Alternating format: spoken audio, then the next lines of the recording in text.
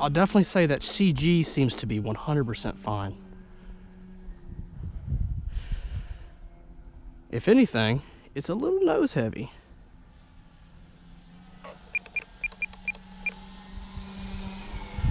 So first impressions is that it is ridiculously locked in.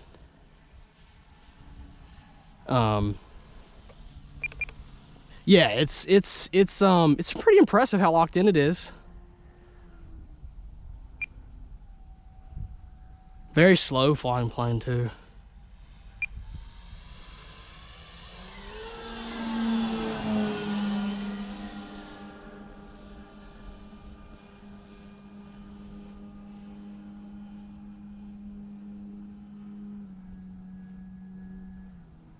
Yeah, good control authority as well. You know, the ailerons are big on this plane, and this plane is meant for 3D stuff. Now, I don't have struts on, so I don't want to do anything too crazy. All right, look at that. Awesome.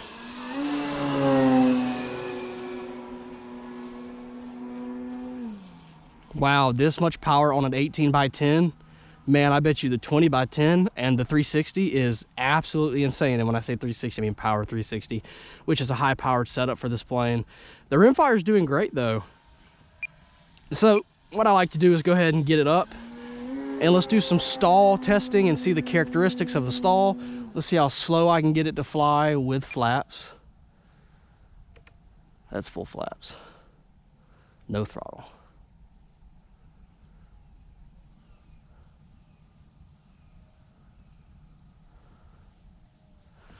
Wow, that creeps. My mixing is perfect.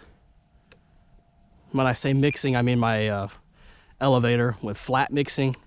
You always take a guess at it. You know, it's perfect. Whew, with those flaps, it really doesn't want to come down.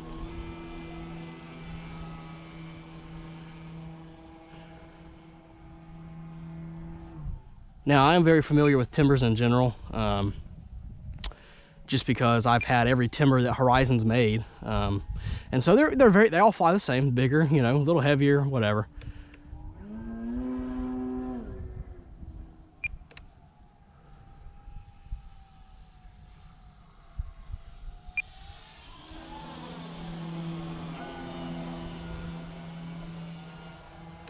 Yeah, a little bit more mixing. A little bit more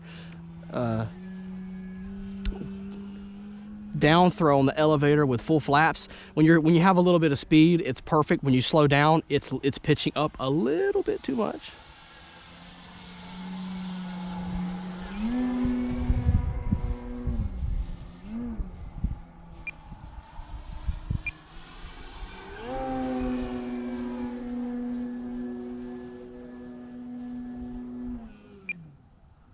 So even with the 18x10, I would say that it's close to having unlimited vertical.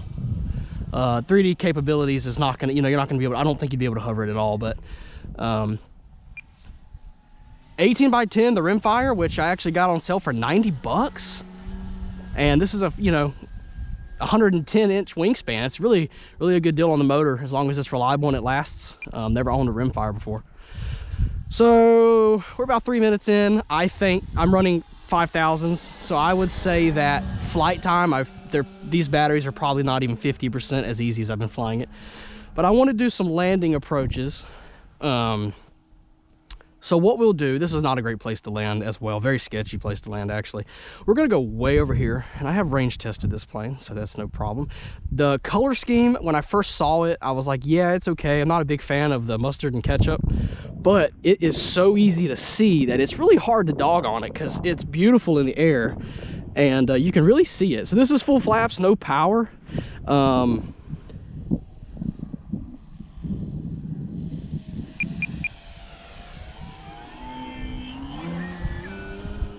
Okay, so that should be quite easy to land. That was a very easy run up, nothing too extreme.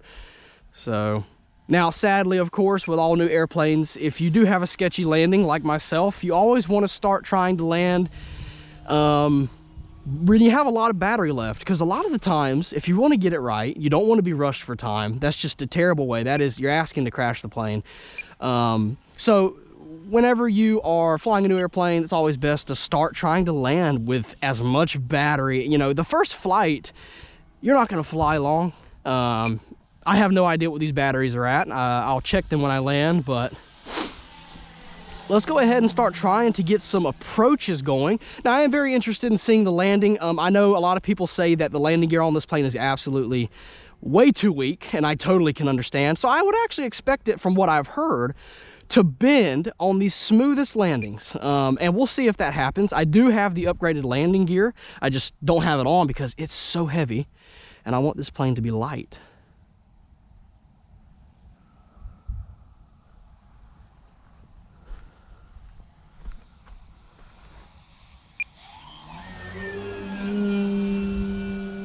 And as you can see there, that's a really good run up, but I'm still coming in maybe a little bit too hot.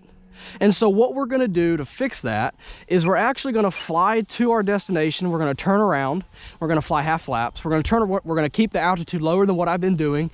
Keep the altitude high in case something happens. And I'm pretty familiar with the timber. I know the stall characteristics are excellent, but we're gonna fly half flaps to where we wanna turn. We're gonna get way out there and give ourselves the amount of room, the most room we can get. We're gonna make a left bank, and we're gonna cut throttle and go full flaps and dive. We wanna shed off the speed way down there. Now there's trees, there are power lines over there. I know it's hard to see, but they're there.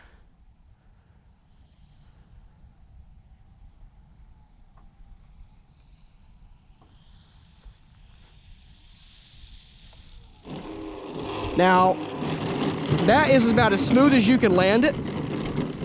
And I would love to check out the landing gear. Now, that's my first flight, guys. That's the Maiden. That's the first everything. That's about as smooth as you can land it. And I will tell you that the gear has not bent. Now, obviously, not all landings are going to be that smooth. This is a STOL airplane, so it happens. But yeah, thank you guys so much for watching the Maiden.